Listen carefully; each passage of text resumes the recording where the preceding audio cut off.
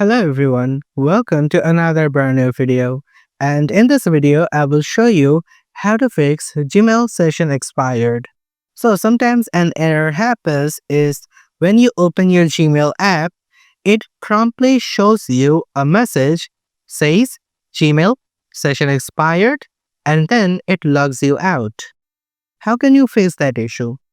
Well, there's simply very little of what you can do. One of the first things that you can make sure that is you are not logged in too many devices.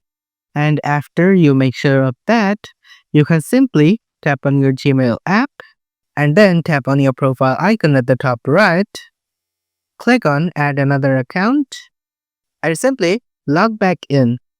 If you found this video helpful, please give it a thumbs up. If you have any questions, comment below and we'll be more than happy to answer it for you. And if you want to see us more on your For You page, subscribe to our channel.